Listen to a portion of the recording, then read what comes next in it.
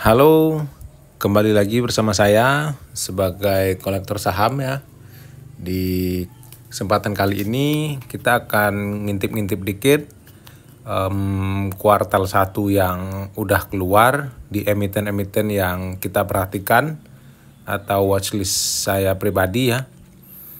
Hari ini Senin tanggal 5 Mei, dimana tadi malam atau beberapa hari lalu yang agak booming ya, itu kinerja PTBA yang lumayan jauh di bawah ekspektasi. Ya, dari semua yang udah keluar ini laporan keuangannya saya baru membaca yang PTBA ya. Nanti kita akan bahas sedikit di akhir laporan keuangannya ya. Yang pertama kita coba lihat AADI. Ya, bisa kita katakan kemungkinan memang sell in May di tahun ini semakin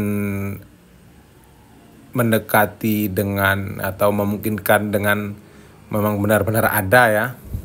Walaupun sedikit, karena memang saat ini kepentingan-kepentingan emiten sudah tidak bisa diprediksi sebagai suatu kumpulan lagi ya. Ibaratnya IHSG saat ini itu sangat berbeda dengan IHSG beberapa tahun lalu yang memang ketika ada sentimen baik domestik maupun dari luar itu bisa digiring hampir 80%. Sahamnya itu ketika ada sentimen negatif memang merah merata semua begitu ya. Namun kali ini IHSG lumayan berbeda. Jadi kuncinya fokuslah di saham-saham incaran masing-masing. Jangan terpaku dengan pergerakan IHSG karena itu bisa saja membuat kegocek ya. Jadi semisal IHSG-nya bullish namun perbankannya ternyata masih ketinggalan atau sempat reject sementara begitu ya. Oke, kembali ke ADI. Sebelumnya kita udah bahas ya di video sebelumnya.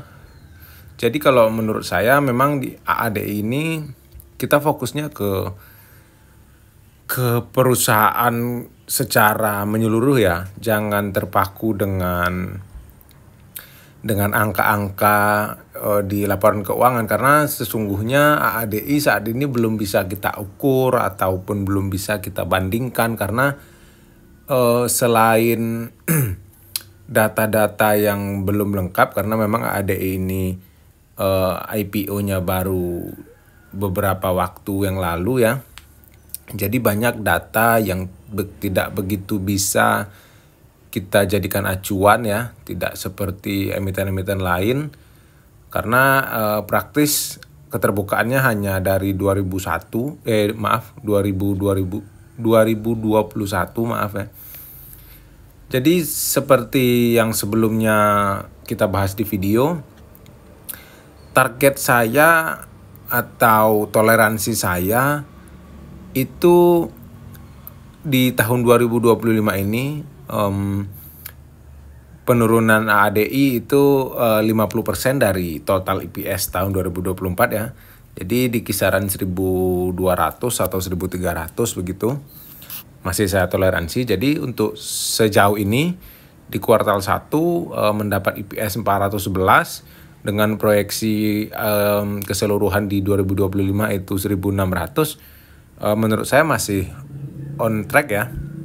Jadi saya masih memasukkan ADI ke dalam watchlist saya karena terlepas dari jadi atau tidaknya pembagian dividen tahun buku 2025 sesuai janji manajemen, saya tetap memantau kinerja emiten ini karena menurut saya ini salah satu emiten yang masih menarik dengan segala kelebihannya.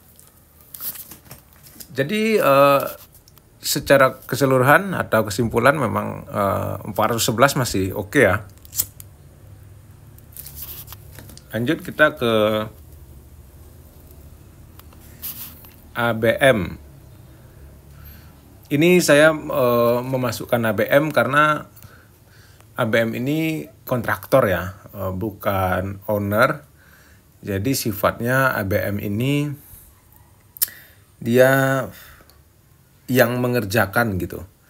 Ibaratnya kalau di apa ya, bisa diibaratkan ya. Ya bukan si pemilik tambang lah gitu. Jadi bisa kita katakan memiliki resiko lebih rendah daripada owner.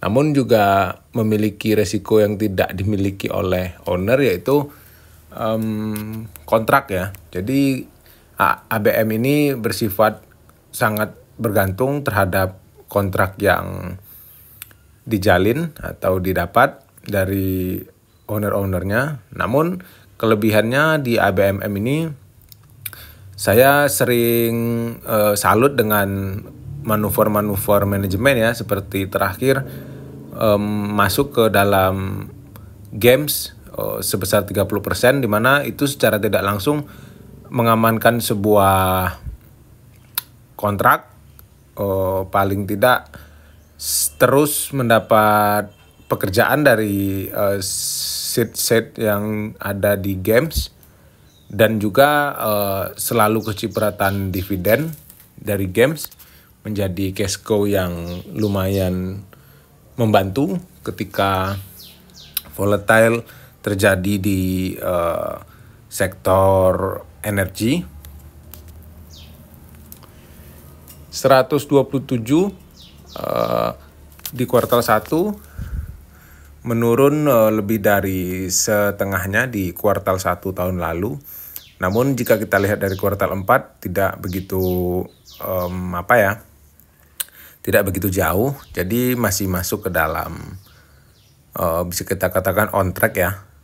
Namun terus tetap memperhatikan kuartal selanjutnya, karena jika ada -1 ya, atau ada rugi di satu kuartal, itu lumayan membuat proyeksi EPS yang kita buat akan terganggu ya, atau lumayan terasa.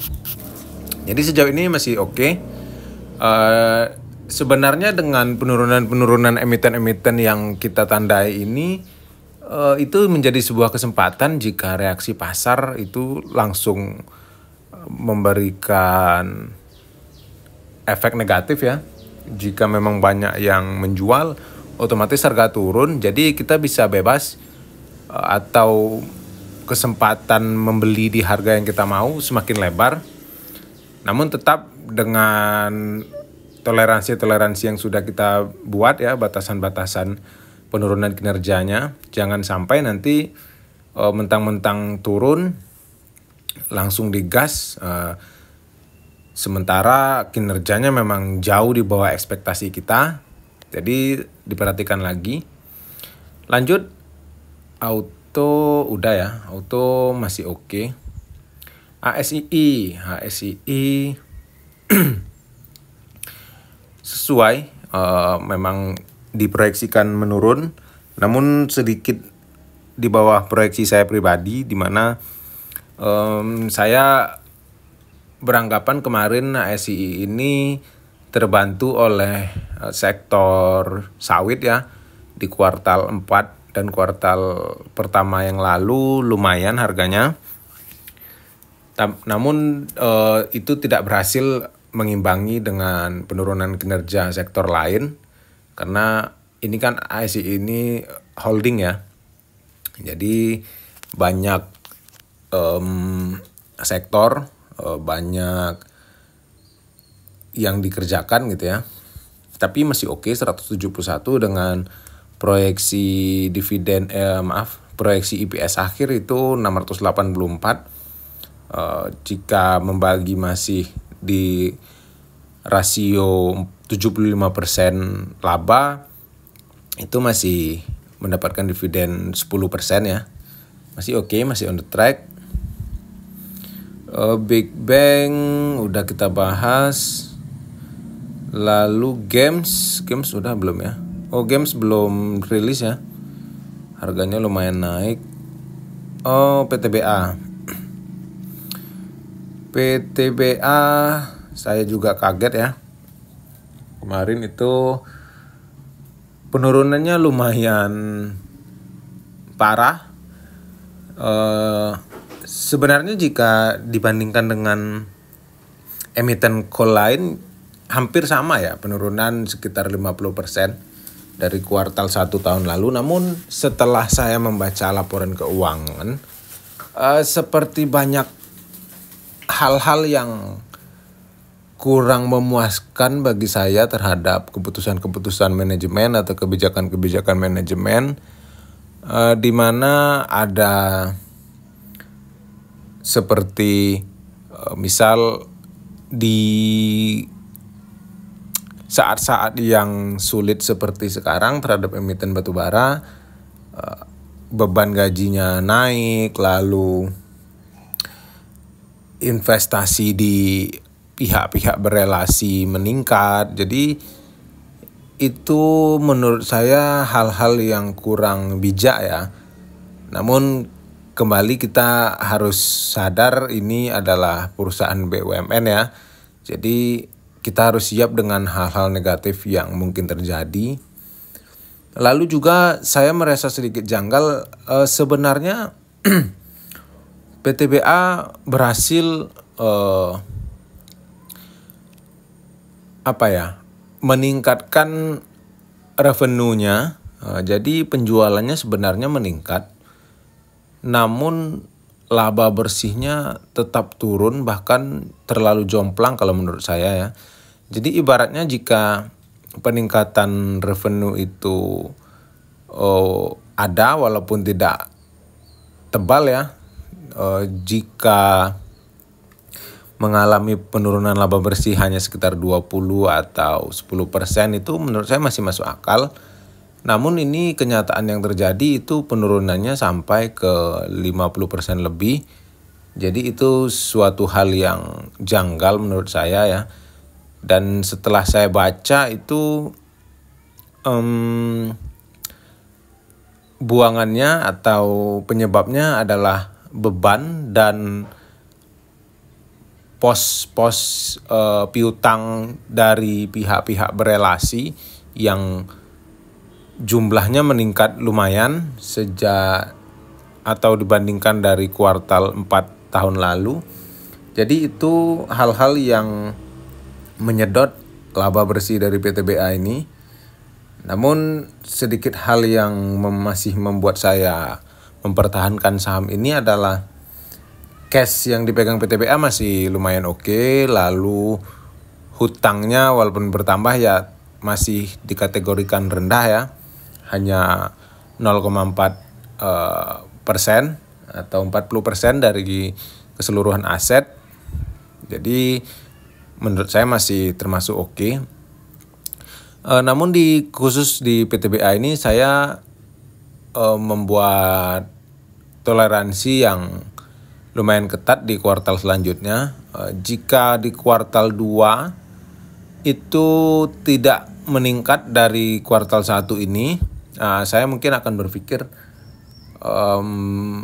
membuang keseluruhan kepemilikan saya, karena itu satu-satunya hal yang akan menolong IPS akhir nanti. Saya nggak peduli dengan Q2 tahun lalu, saya hanya minta IPS kuartal 2 nanti lebih tinggi dari kuartal 1 saat ini. Itu saja ya. Jadi misalnya ada di Rp50 gitu ya, saya akan tetap keep. Namun jika di bawah Q1 saya mungkin akan cut dulu. Namun biasanya secara histori memang kuartal 2 selalu jauh melebihi dari kuartal 1. Ini 2020 kita kecualikan ya. 2019 juga lebih rendah. Namun itu ada efek booming di 2018. Jadi masih ada toleransi juga ya. Oke, apa lagi ya? Untuk perbankan, teman-teman harus hati-hati ya. kenaikan-kenaikan dari beberapa waktu ini membuat euforia di pasar sedikit terkesan optimis. Namun kita mesti hati-hati karena di saat-saat seperti sekarang keputusan bijak tentu sangat kita perlukan karena kita tidak tahu apa yang terjadi ke depan. Selain sekarang bulan Mei, di bulan depan itu sudah menanti tarif Trump ya, yang habis waktu masa tenangnya, dan kemungkinan saja masih akan ada gejolak-gejolak serupa seperti bulan-bulan lalu. PTBA juga salah satu yang menarik menurut saya, yaitu saya lupa tadi ngomongnya, di sebulan lebih, sebulan terakhir itu BK dan AK konsisten melakukan akumulasi ya. Kita lihat secara terus-menerus tanpa membuang. Di bulan April si AK memang ada sedikit buang, namun sepenuhnya dari mulai pertengahan April atau awal-awal April lah, itu mulai mengumpulkan barang kembali bersama BK ya. AVG-nya sekitar di 2.700 ya, dekat-dekat saat ini.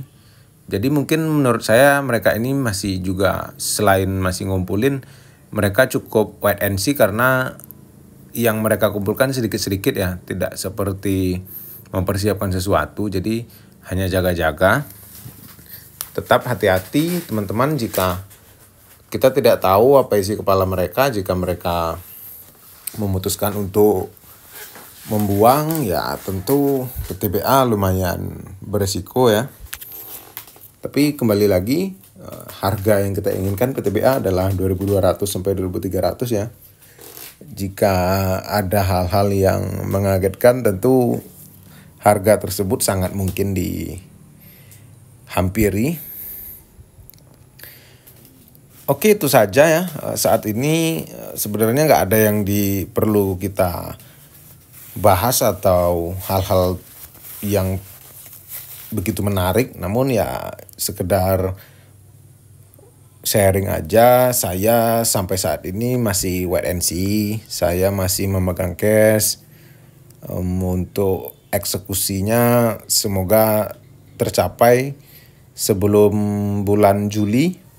Semoga memang segala planning yang dibuat sesuai dengan kenyataan. Sekian video kali ini. Terima kasih sudah menonton. Sampai jumpa.